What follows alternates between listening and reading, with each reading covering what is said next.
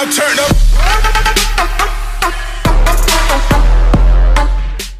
I am Batman. Right? You're Batman? Hero in training. And he just spit up all over himself. So this is tape number 2 of the Green Bay Packers. Because you don't like the Green Bay Packers because we're Vikings fans, right? We'll see. Hey, hopefully he's a Vikings fan. I'm hoping. Or else we're going to have a problem in this man cave. But we're going to be talking about Aaron Rodgers. What do we do with him in Dynasty? Because redraft leagues, we have time to wait. In Dynasty, there is no time. Every day, every week, something can change. And what do we do with the, I guess you could say, the Green Bay Packers wide receivers like Davante Adams and Amari Rodgers? What do we do with these players in the meantime? And where are we drafting them? So we're going to be going through a lot of questions. But first of all, let's go with Aaron Rodgers. He is right now being drafted as wide receiver, quarterback number 10 in Dynasty. And I think that's a perfect spot for Aaron Rodgers, right below like the Justin Herberts, Joe Burrows. He's kind of right into that Joe Burrow category because I think Aaron Rodgers could do one of 3 things. I mean, we already know this. He could be a Packer, he could be in a different team, or he could not play. And that him not playing could be jeopardy, or he could just decide, you know what, I don't want to be a Packer, and if they're not going to trade me, then I'm going to hold out. And with Rodgers being in his late 30s, you have to kind of sit there and be like, okay, I don't think that that's the likely situation. So the likeliest probably situation is him being a Packer, I think, in my mind. I still think he's going to be a Packer. I think he's going to walk up. Eventually, they're going to figure out their differences, and he's going to eventually be a Packer, I think, in my mind. But there are some chances he doesn't. So let's go through some things if he doesn't. But QB 10 is right where he is around in Dynasty, and that's a perfect spot for him because I think that when he's healthy, he's shown he's a top 3 quarterback. When he's not healthy or hurt, then he's not a top 3 quarterback. And right now, I can see him easily finishing as QB 3, 4, 5, like having a close to MVP type season, which why not? All right, let's go through the running backs here. Aaron Jones, A.J. Dillon. Again, actually, let's pause. Jordan Love. Let's talk a little bit about Jordan Love before I get to the running backs, because Jordan Love is an important factor in this. And I think Jordan Love is a quarterback that I am not buying. I actually went through, watched a lot of tape on Jordan Love just because I wanted to see, okay, is the hype real? Like, is he going to be the next Aaron Rodgers or is he not? Because Aaron Rodgers, of course, fell in that draft, and I really liked Alex Smith, and I really liked Aaron Rodgers at that point. I was shocked that he was drafted way at the end of the first round. But I think Jordan Love is definitely a different quarterback when you're talking about a quarterback that's going to be potentially the starter for the Packers. And I've even watched some late film of him, and he's a quarterback that's pretty inaccurate at times and seems to struggle with some of the processing of the information. And that's going to be a huge, huge issue. You need to be on top of things. And I think if he does become the starter, Adams is going to be kind of the safety, and you're going to have everyone else be kind of the problem. I think Tonyan and look at Aaron Jones' upside. Those things are going to be falling super down the toilet, you could say. So Jordan Love, am I buying him? No, I'm not really buying him. I've even seen people say, oh, Jordan Love over Tua if Jordan Love is the starter. No, I think Tua all the way on that one. Jordan Love, I am not buying him. I think, yes, he's going to have Davante Adams, but you can have a really good wide receiver 1 and still suck, or not suck. You can still have very bad fantasy football production, which I think is going to happen. What, are you mad? Oh, you got a little spit up on your face. Yeah, we can't have that happen. Yeah, oh, tired. Yeah, it's nap time. Okay, so Aaron Jones, he's been running back 3, running back 5. In Dynasties, running back 9. I have him lower. We talked about the running back cliff here. He is 26 years old. He had 1,400 plus yards in 14 games. You could easily see him have a top 6-7 finish this year. If Jordan Love's a starter, I see him being a high RB2 at that point. His touchdown upside is going to go down. I think A.J. Dillon's going to be a thorn in his side, stealing probably goal line carries.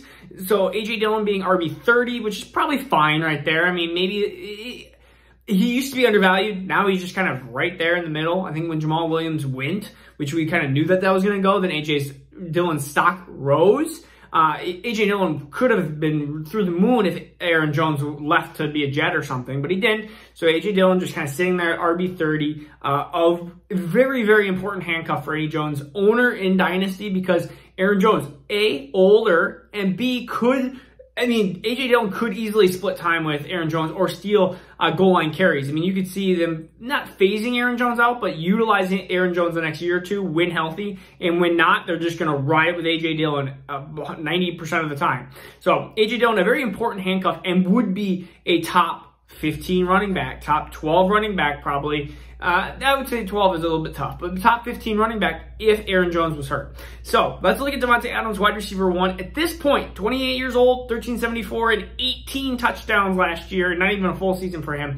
If you can get wide receiver 1 type value out of him in Dynasty, I am trading, not for the fact that because Aaron Rodgers is going to be gone, or if he stays, I just think that Davante Adams is at a peak value right now. And if I can get somebody like A.J. Brown plus something, or if I can get Justin Jefferson plus something, because I have those 2 wide receivers very, very close, even Stephon Diggs plus something, a couple of years younger, and throw me a early second, and I am perfectly okay and happy taking that.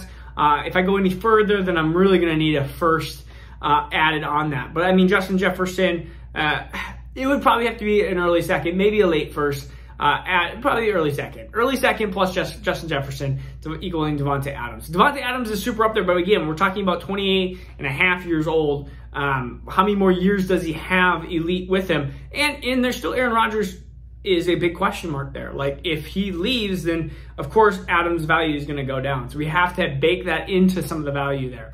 But again, the #1 wide receiver in Dynasty. And so, but I mean, Justin Jefferson, A.J. Brown, they're 3, 4 right in there. So you're not, yeah, 3, 4 right in there. Yeah, I believe so. And then Diggs, I think he's 5.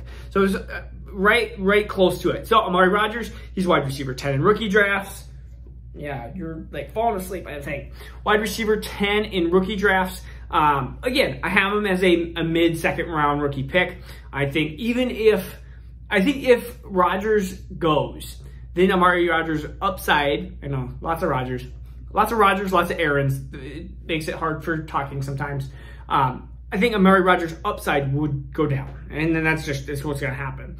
I don't believe in any wide receiver 3 on Green Bay, so if you're talking about MVS, Lazard, or the new flavor of the year, there's always somebody, and I'm not going to believe into that until I see it actually perform. And Amari Rodgers would be the closest thing to that wide receiver 2 that they're going to have. He's going to fill in the Randall Cobb role. I hope that Aaron Rodgers is there for that situation, for Amari Rodgers' just case. But if he doesn't, then you're talking about a wide receiver that might go down a spot or 2, but nothing crazy. He's in kind of a tier with some other players. He's just at the bottom of that tier, so I don't really see him dropping to the other tiers. I don't want like a Dwayne Eskridge. I don't want Tutu Atwell, and I don't want any of these other wide receivers that are below him. So, number 11 tight end of last year is Robert Tonyan, and he is one of the biggest situations that if you can get top 7, 8 value out of Tonyan, saying that he was tight end number 3 last year, take it. Just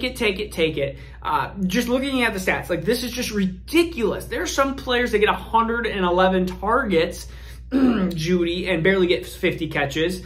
But he has 59 targets and 52 catches. Like, that's not going to repeat itself. Like, that is just otherworldly. You're just historically, NFL, that is abnormal and out of range. But 52 catches, 586 yards. I can talk. And 11 touchdowns. So 11 touchdowns on 59 targets. That's one every, quick math, 5.5 targets. Yeah, that's not going to happen next year. He needs to have 80, 90, 100 targets to be a solid tight end 3, number 3 overall. So you are buying, again, you are expecting something that's, if you're expecting fantasy finish of 3, 4, 5, 6, 7, like, I'm just not seeing it. I see him being tight end 11, which is where he's exactly at. So not bad. Like, again, but these tight ends, they come by every year. You're going to have a Tyler Higbee last year.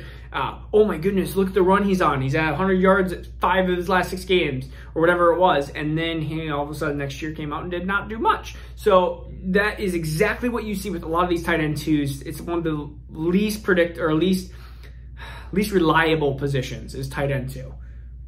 Are you sleeping? Oh, look, he's smiling. Hopefully you guys saw that. That was cute. He's smiling in your sleep.